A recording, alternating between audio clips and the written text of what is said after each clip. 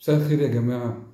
أنا طلعت النهاردة عشان أتكلم مع رجال الأعمال والمستثمرين ورجال الصناعة والتجارة، زمايلي اللي هم زعلوا مني جدا بسبب الفيديو اللي فات، وقالوا لي إن أنت ألقيت باللوم كله علينا وحملتنا ما لا نطيق، وإحنا عندنا مشاكل كتيرة جدا وبنحاول نتعايش معاها على قد ما نقدر، والضغوط أكتر مننا.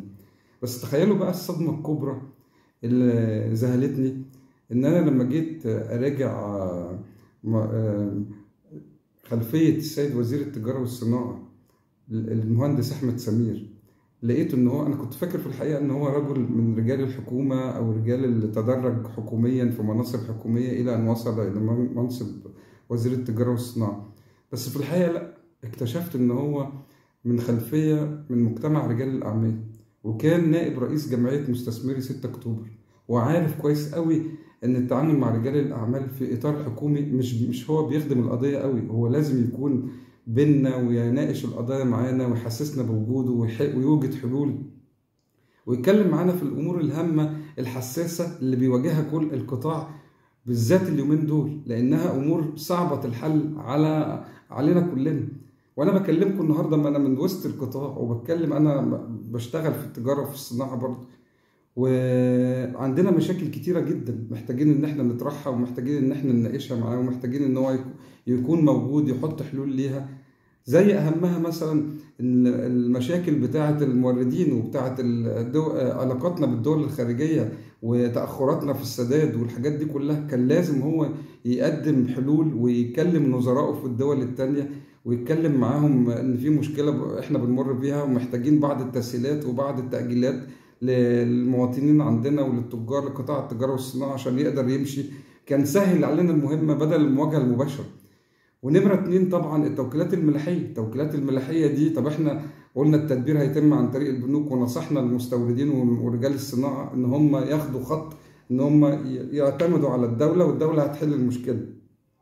طيب، والتوكيلات الملاحية اللي هي من دي 1، أول لما بتدخل بتديك 4-5 أيام سماح، وبعد كده تبدأ تعد عداد كل يوم بالدولار، ويضطر المستورد أو يضطر المصنع اللي جايب بضاعة عشان ينتج بيها مواد نص مصنعة أو مواد خام تلزمه في عمليات الإنتاج، إن هو يبقى كل يوم بيحسب كل يوم عنده عداد، كل يوم عنده عداد. فطبعا تواجد وزير التجارة والصناعة كان أمر مهم جدا في النقطة دي، ان هو يستخدم القنوات الشرعيه اللي هي متاحه ليه، زي الغرفه التجاريه وغرفه التجاره ووزاره التجاره والصناعه، لها برضو اتحاد الصناعات.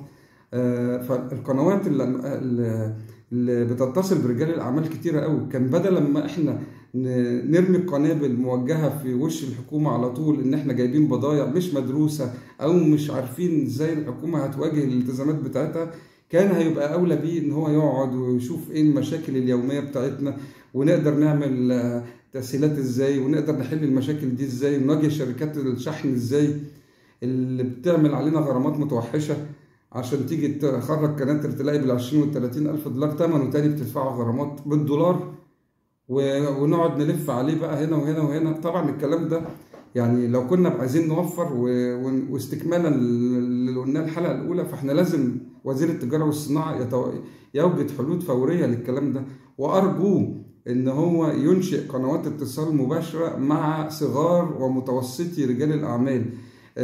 قطاع التجاره والصناعه مش 10 رجال اعمال الكبار اللي مصر كلها تعرفهم، في واحد عنده مصنع صغير بيعاني، وفي تاجر حط شقى عمره كله في كونتينر صغير ولا في رسالة جابها عشان ياكل منها عيش.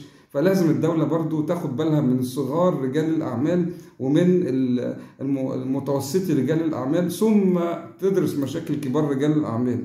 احنا بنعاني، ولازم يتم التواصل مع القطاع كله، مش الناس اللي هم السلكتيف اللي هم الكريم دي لا كريم بتاع القطاع، لا. فبرجوك يا سيادة الوزير، بما لك من خلفية في مجتمع رجال الأعمال، استخدم قنواتك الشرعية، الغرفة التجارية واتحاد الصناعات وجمعيات رجال الأعمال، وتواصل معانا واجمع لنا جميع المعلومات، اجمع مننا جميع المعلومات ووصلها للقيادة السياسية. القيادة السياسية مهتمة جدا بأنها تعرف اللي بيحصل لنا، والحوار وجلسات الحوار الوطني جابوا فيها رجال الاعمال الكبار. طب احنا بقى رجال الاعمال المتوسطين والصغار رجال الاعمال بنرجوك توصل صوتنا والمشاكل الصغيره بتاعتنا، اللي تقدر تحله لنا منها حله لنا، واللي ما تقدرش تحله لنا منها نساعده كدوله مع الدول التانيه اللي عشان نوصل لبر الامان. احنا يهمنا مصر، ما يهمناش نفسنا، يهمنا مصر طبعا.